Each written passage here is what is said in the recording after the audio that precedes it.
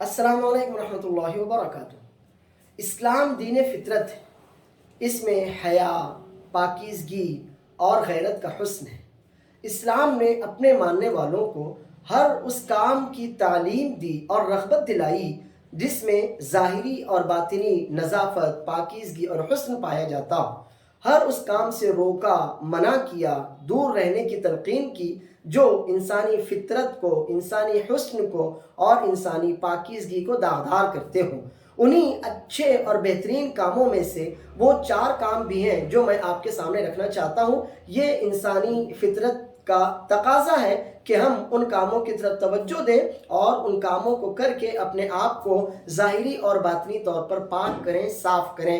آئیے حدیث سنیے۔ صحیح مسلم کی روایت ہے، حدیث نمبر 258258۔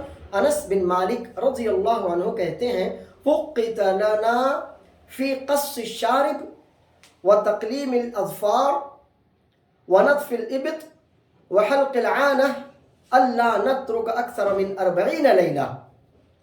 ہمارے لیے متعین کر دیا گیا، اور جب صحابہ کرام یہ کہیں کہ ہمیں حکم دیا گیا، ہمیں منع کیا گیا، تو اس کا مفہوم ہوتا ہے کہ وہ حکم دینے والے یا منع کرنے والے رسول اللہ صلی اللہ علیہ وسلم ہیں، اور اس کی صراحت سنن ابی داود کی روایت میں بھی آئی ہے، وقت لنا رسول اللہ صلی اللہ علیہ وسلم، کہ رسول اللہ صلی اللہ علیہ وسلم نے ہمارے لیے تعیین کر دی ہے، تحدید فرما دی ہے 4 کاموں کے کرنے میں۔ کیا کیا؟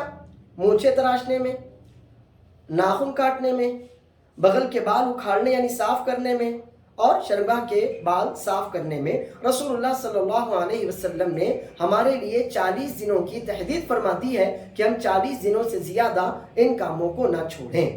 اس حدیث سے ہماری سمجھ میں یہ بات آتی ہے کہ ہمیں اپنے آپ کی صفائی کا، ظاہری اور باطنی صفائی اور پاکیزگی کا پورا خیال رکھنا چاہیے۔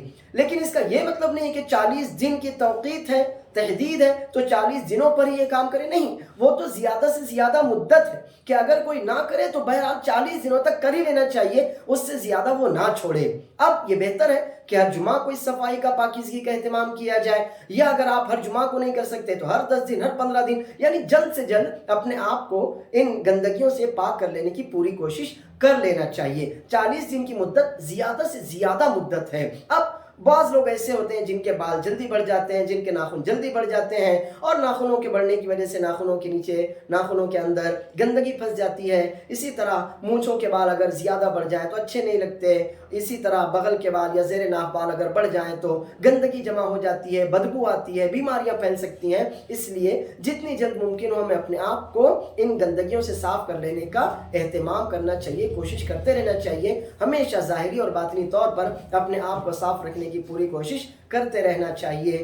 ہاں، اب رہا سوال یہ کہ اگر کوئی شخص 40 دنوں سے زیادہ ان چیزوں کو چھوڑے رکھے تو کیا وہ گناہ گار ہوگا؟ دیکھیے، رسول اللہ صلی اللہ علیہ وسلم نے 40 دنوں کی مدت متعین کر دی ہے۔ اب یہ سوال کرنا وہ گناہ گار ہوگا یا نہیں ہوگا، یہ بہتر ہے کہ آپ ایسے سوال نہ کریں، بلکہ صاف سمجھ لیں کہ اس نے سنت کی مخالفت کی، رسول اللہ صلی اللہ علیہ وسلم کے حکم کی اس نے نافرمانی کی، اور اسے رسول اللہ صلی اللہ علیہ وسلم کے متعین کردہ ایام سے آگے بڑھنے پر سنت کی مخالفت کی سزا ملے گی۔ لیکن رہا مسئلہ یہ کہ کیا اس کی نماز یا اس کے روزے یا اس کی عبادتیں قبول نہیں ہوں گی؟ تو ایسی کوئی بات نہیں ہے۔